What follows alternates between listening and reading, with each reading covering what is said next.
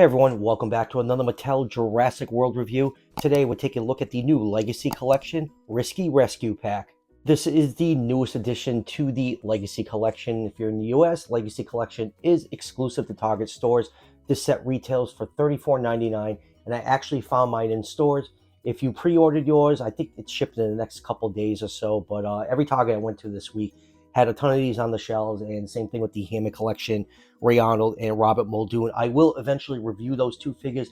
I'm just waiting to find the Pachycephalosaurus and male Velociraptor so I can review them in pairs. And I'll also leave a link down below to Target's website if you want to order this set online. So let's go over the packaging really quick before we crack this set open. We got the new Jeep front and center, Velociraptor for whatever reason, because, you know, during that one scene in the movie, during the Risky Rescue, they're being chased by a Velociraptor.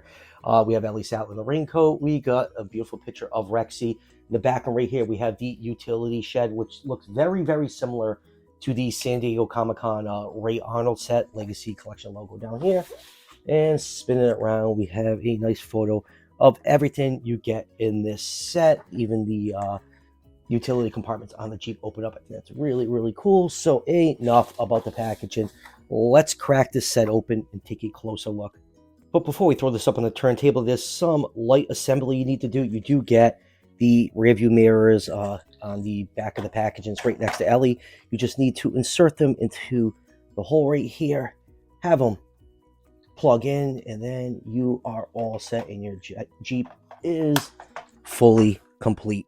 And here is the Risky Rescue set, and I have to say, I really, really like the Jeep. I think it's my favorite of the three Jeeps Mattel has released so far. Love the mud deco all over it, and hey, look, they included the stripe this time. You know, this Jeep has more paint apps than the other two Jeeps, and it still pisses me off that they left the stripe off Nedry's Jeep. It looks great. I like the utility boxes on the side, how they can open. We got the spare tire in the back. Definitely needed this Jeep to complete our Jurassic Park collection. Ellie, it's a basic figure. It's not the Hammond Collection mold, so you just get that basic articulation. Hey, she's in a raincoat. We need a raincoat Ellie, but too bad they couldn't include a raincoat and removable arms with the actual Hammond Collection release. The Velociraptor, I can care less. I already have three of the basic, Isla Nublar, Jurassic Park Raptors, and this paint deco does not look as nice as the other JP1 Raptors that Mattel has released. So whatever, the Raptor is just another Raptor. I know they couldn't include another T-Rex. It would have really drove up the price of this set. And do we really need another T-Rex in our collection? So all in all, you're buying this set, you're buying it for the Jeep and Ellie only. Moving on with measurements, Ellie is your standard 3 3/4 inch figure, or 9.5 centimeters. That means she's 1/18 scale. For the Velociraptor, if you measure along the curve of the tail, is 7 inches long, or 17.9 centimeters. Top of the head, 3.5 inches, or 8.9 centimeters. So the Jurassic Park Raptors are around 13 feet long, or 4 meters. I'll put that figure in the 122 scale range. And since we're doing measurements, let's just do the Jeep really quick. Jeep is 9 inches long, or 22.9 centimeters, and just over 4 inches tall to the top of the windshield, or just over 10 centimeters.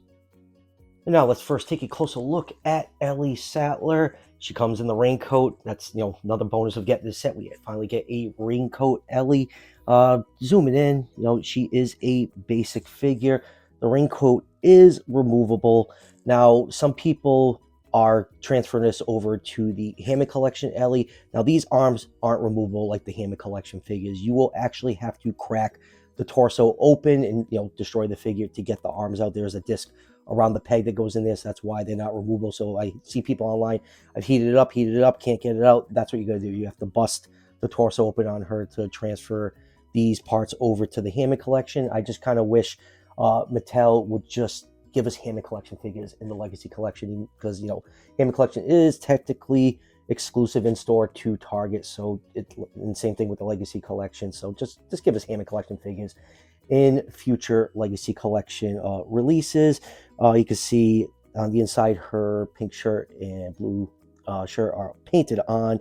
It's the same torso and lower body as the standard Ellie figure that we've seen a few times. The thighs are painted. Lower legs are cast in flesh-colored plastic. Brown boots, you got the socks painted in. And let's take a look at the back. Some nice details on the coat for articulation. Head can turn side to side. Arms can move up. They're really tight. They can rotate 360 degrees. You get just under 90 degrees of bend at the elbow joint and some rotation. You do get waist swivel. She can do the splits. Legs can kick back at 90 degrees, move back about that far. You get 90 degrees of bend at that knee joint and a little bit of rotation. And here she is with a couple other Ellie figures. This is the original Legacy Collection release. One thing I noticed is they actually used the Hammond Collection head sculpt on the Raincoat Ellie. You can see they are very, very similar, which is kind of an odd choice. You know, the whole figure is a basic, human figure, doesn't have that Hammond Collection articulation. You'd think they would reuse this head, but yeah, they threw a Hammond Collection head on this figure. So yeah, I think the original Legacy Collection head sculpt is a little bit more Laura Dern looking than these Hammond Collection head sculpts. But you know what? It is what it is. Now let's take a look at the Velociraptor. This is the Attack Pack Velociraptor mold that we've seen 8 million times since Mattel has took over the license. The main body is just slightly resculpted for that DNA code.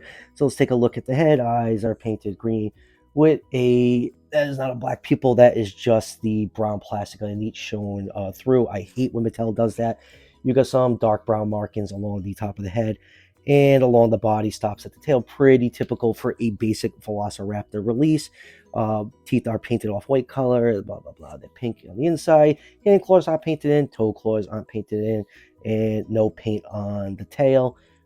Here is the DNA code for those who want to scan it into the fax app. Mouth can close flush.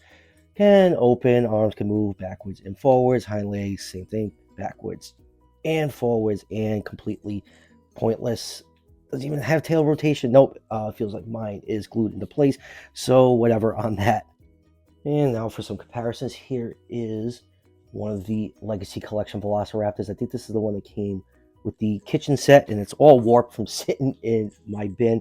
You can see this one. It has the much more movie accurate paint scheme. It's got those nice dark green eyes compared to this one. This one just doesn't even, it kind of looks like a GP1 Raptor, but it's just not quite there. And look, even Mattel painted the toe claws on this one. And next up, here it is with the Hammond Collection Velociraptor, and they both share a very, very similar color scheme.